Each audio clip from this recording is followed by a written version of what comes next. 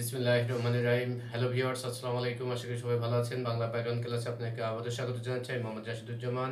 Art Bangla এডুকেশনের পক্ষ থেকে সবাইকে অভিনন্দন, ধন্যবাদ এবং ক্লাস দেখার আমন্ত্রণ জানাচ্ছি। আশা করি সবাই ভালো আছেন।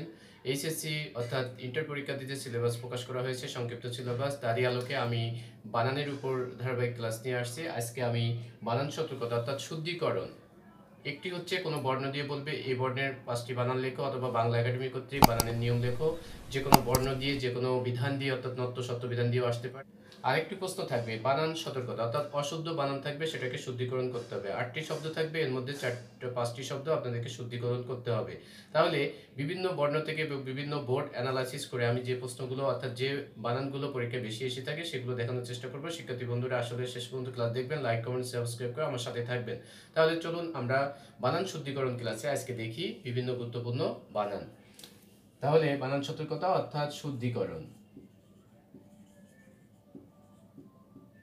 কি কি বানানগুলো বিভিন্ন পরীক্ষায় আসে সেটার উপর ভিত্তি করে আমি আজকে টিউটোরিয়াল বানিয়েছি। আশা করি দেখবেন, উপকৃত হবেন এবং পূর্ণ নম্বর এখান থেকে 5 নম্বর রয়েছে, সেটা পাওয়ার নিশ্চয়তা আপনারা নিয়ে যাবেন। ঠিক আছে, আমরা প্রথমে দেখছি অপরাহ্ন বানান। আমি ধারাবাহিকভাবে বর্ণের উপরে অর্থাৎ বিভিন্ন বর্ণ দিয়ে বানানগুলো যেগুলো আছে সেগুলো ধারাবাহিকভাবে প্রকাশ করছি। ঠিক আছে, দেখেন অপরাহ্ন। এখন অপরাহ্ন বানানে দেখেন আমরা এরকম হ ন দুই জায়গায় আছে। একটা হচ্ছে ডাইনে মোড়া, ডাইনে মোড়া থাকলে এটা হচ্ছে দন্তন্য। ঠিক আছে, আর নিচেই থাকলে সেটা হচ্ছে হর সাথে মূর্ধন্য। এখন অপরাহ্ন বানানে মূর্ধন্য হবে না দন্তন্য হবে, এই জায়গায় আমরা একটু কনফিউশনে পড়ে যাই। ঠিক আছে, অপর পড়াও পূর্ব পড়ো, আমার যে টিউটোরিয়াল আছে বানানের উপরে অর্থাৎ নত্যবিধানের একটি নিয়ম আছে, অপর পড়াও পূর্ব পড়ো। এরপরে অর্ণ কথাটা যদি উচ্চারণে আসে তাহলে সেখানে মূর্ধন্য হয়, আর মূর্ধন্য কিন্তু সবসময় নিচেই বসে, তাহলে অপরাহ্ন বানানে মূর্ধন্যটা নিচেই হবে। ঠিক আছে, আমরা যদি এই জায়গায় এরকম দিয়ে দিই তাহলে কিন্তু এই বানানটা ভুল হবে, এটা দন্তন্য নির্দেশ করে, ডাইনে মোড়া থাকলে দন্তন্য। ঠিক আছে, তাহলে অপরাহ্ন বানানে মূর্ধন্য, এটা অবশ্যই খেয়াল করবেন। তারপরে দেখেন অত্যন্ত একটা বানান, আমরা অত্যন্ত বলে থাকি। ঠিক আছে, এটা সন্ধিগঠিত একটি শব্দ, অতি যোগ অন্ত, অত্যন্ত। ঠিক আছে, ই বা উকারের পরে অন্য স্বর আসলে সেখানে জ বলা হয়, তাহলে অত্যন্ত বানানটা আমাদের অবশ্যই খেয়াল রাখতে হবে। ঠিক আছে, তারপরে দেখেন এই শব্দটা পরীক্ষায় বিভিন্ন বার আসছে, অহরাত্র।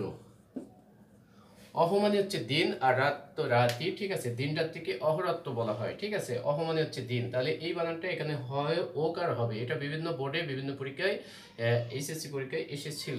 একটা প্রবন্ধ রচনা লিখতে হয়, হ্যাঁ অধ্যবসায়, আমরা অনেক সময় অধ্যাবসায় দিয়ে দিই, আকার দিয়ে দিই। এইখানে যদি আপনি আকার বসান তাহলে বা এই শব্দটা ভুল হবে, কারণ একটা প্রবন্ধ রচনা আপনার প্রায় লিখতে হয় অধ্যবসায়। ঠিক আছে, পরীক্ষায় এসেও থাকে। ঠিক আছে, তারপর এরকমই একটি বানান অধ্যয়ন, আমরা এখানেও অধ্যয়ন বলে থাকি, এটাও কিন্তু ভুল। তাহলে অধ্যয়ন অধ্যবসায়, এখানে আকার হবে না, আকার যদি দেন তাহলে বানানটা ভুল যাবে।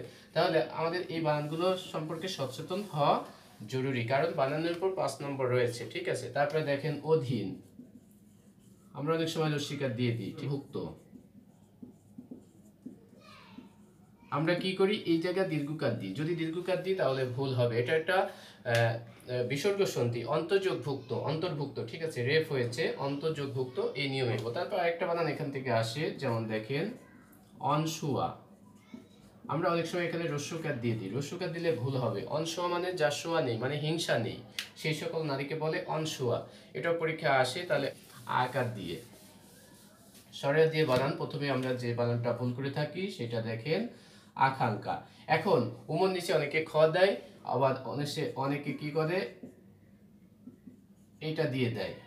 ঠিক আছে, আকাঙ্ক্ষা, তাহলে এটাও হবে না, উমর নিচে আবার খও হবে না, উমর নিচে হবে খিও, তারপরে আকার। আকাঙ্ক্ষা মানে আশা করা, ইচ্ছা করা, চাওয়া।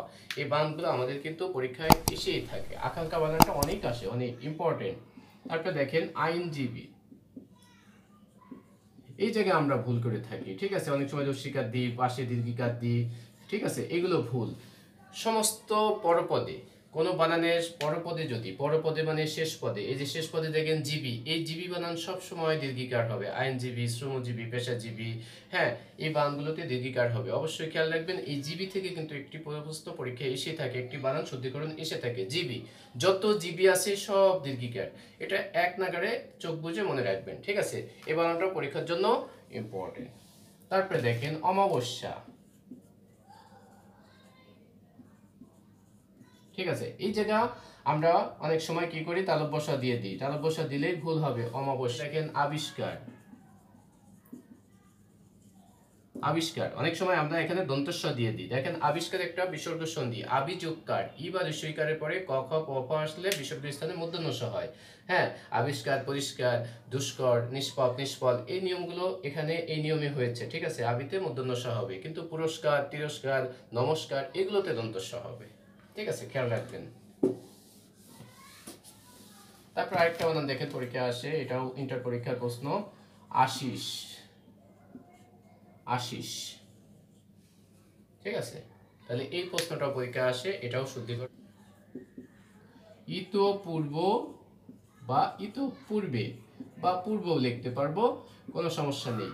দেখেন ইতপূর্ব মাঝখানে বিসর্গ, কিন্তু যদি বলি ইতিমধ্যে, ইতিমধ্যে শব্দটা ভুল, ইতোমধ্যে হবে। দেখেন আমরা প্রচলিত, পরীক্ষা অনেক সময় অ্যাডমিশন টেস্টে আসে অথবা পরীক্ষা আসে, নিচের কোন বানানটি প্রচলিত কিন্তু ভুল, আমরা কিন্তু ইতিমধ্যে কথাবার্তা এই সমস্ত জায়গায় বলে থাকি ইতিমধ্যে, কিন্তু ইতিমধ্যে বানানটা প্রচলিত বাট ভুল, ঠিক আছে। আমাদের বলতে হবে ইতোমধ্যে। আর ইতপূর্ব যখন লিখবো তখন এখানে বিসর্গ দেব, কিন্তু ইতিমধ্যে লেখার সময় ওকার দেব, বিসর্গটা হবে না। এই দুইটা বানানই কিন্তু পরীক্ষায় অনেকবার অনেকবার বিভিন্ন বোর্ডে এসেছিল, ঠিক আছে। তাহলে এটা ইংরেজি, ইংরেজি শব্দ, এই ইংরেজি শব্দটাই আমরা জানি যে সমস্ত দেশের নাম, জাতির নাম, ভাষার নামের ক্ষেত্রে রস্যইকার হবে। আমরা জানি যে প্রচলিত অর্থে দীর্ঘিকার আমরা দিয়ে থাকি, দেশি, বিদেশি, আরবি, ফার্সি সবগুলোতে দীর্ঘিকার দিতাম, কিন্তু বাংলা একাডেমি বলছে সমস্ত দেশ, নাম, জাতি, ভাষার ক্ষেত্রে রস্যইকার হবে, অর্থাৎ শেষে দীর্ঘইকারটা রস্যইকার হয়ে যাবে। তাহলে ইংরেজি বানানটাও পরীক্ষা আস। এটাও একটা সন্ধি গঠিত শব্দ, এটা হচ্ছে কি সন্ধি, ব্যঞ্জন সন্ধি, উত যোগ শ্বাস। দেখেন উত যোগ শ্বাস, ত বা দয়ের পরে, ত বা দয়ের পরে যদি তালব্য স আসে তাহলে কি হয়, ত বা দয়ের স্থানে চ হয় আর তালব্য সর স্থানে স হয়। হ্যাঁ স হয়, এ দেখেন স হয়েছে আর এই বফলাটা এখানে চলে আসবে, তাহলে উচ্ছ্বাস বানান। দেখেন আমরা অনেক সময় নিজেদের অনেকের নাম বলার সময় উজ্জ্বলে বফলা দিইনি, কিন্তু বফলা না দিলে ভুল হবে। যে উজ্জ্বল মানে আলোকিত করতেছে, উজ্জ্বলতা প্রকাশ করতেছে, সেখানে এই বফলা দিতে হবে, কারণ এটা একটা সন্ধি গঠিত শব্দ। উত যোগ জল, এটাও ব্যঞ্জন সন্ধি, উত যোগ জল। ত বা দয়ের পরে জ বা ঝ আসলে জ হয়, সেই নিয়মে হয়েছে। তাহলে আমরা যখন সন্ধির উপর টিউটোরিয়াল করব তখন কিন্তু এই বানানগুলো সম্পর্কে আলোচনা করব। শিক্ষার্থী বন্ধুরা অবশ্যই অবশ্যই বানানগুলো খেয়াল করবেন, আর আপনারা একটা টেকনিক্যালি প্রশ্ন অ্যান্সার করবেন কিভাবে, যে প্রশ্নগুলো শুদ্ধিকরণ। দেখেন 5টা হলে কিন্তু 5, এবং 5টা লিখতে কিন্তু 5 মিনিটও লাগে না, ঠিক আছে। তাহলে এখান থেকে পূর্ণ নম্বর ক্যারি করা কিন্তু আপনাদের জন্য সহজ, অর্থাৎ এই পদ্ধতি অবলম্বন করবেন। আর একটা প্রশ্ন যদি লেখেন, সেই প্রশ্ন লেখার সময় কিন্তু অনেক সময় লাগে, অনেক সময় 5টা নিয়ম মনে থাকে না, সেই ক্ষেত্রে বানানগুলো শুদ্ধিকরণ করলে আমার পক্ষে।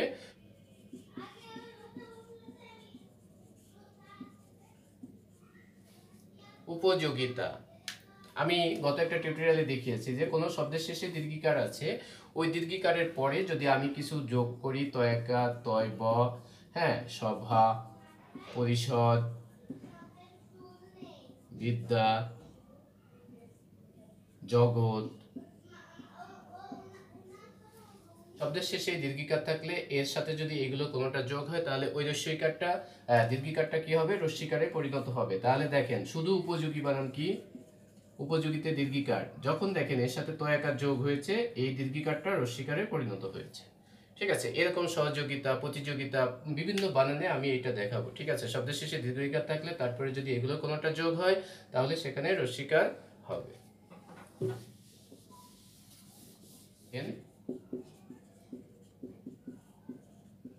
দেখেন আমরা কিভাবে ভুল করি, উপরোক্ত, উপরোক্ত কিন্তু বানানটা ভুল, ঠিক আছে। উপযুক্ত, ঠিক আছে, এটা খেয়াল করতে হবে, উপযুক্ত। তারপরে দেখেন উদিসি, এই উদিসিতে দুইটাই দীর্ঘিকার, উদিসি একটি শিল্প গোষ্ঠী আছে, তাহলে উদিসি বানানটা হচ্ছে দুইটাই দীর্ঘিকার হবে। এখানে দীর্ঘ দেয়া একটা বানান, উ ধ, তারপরে ব, রেপ, ঊর্ধ্ব, ঊর্ধ্ব মানে উপরে, ঠিক আছে। তাহলে এটা খেয়াল করতে হবে, আগে ধ, ধর সাথে ব ফলা, এর দেখেন ঐকতান। শিক্ষার্থী বন্ধুরা আপনাদের একটা কবিতায় আছে ঐকতান, রবীন্দ্রনাথ ঠাকুরের, তাহলে ঐকতান,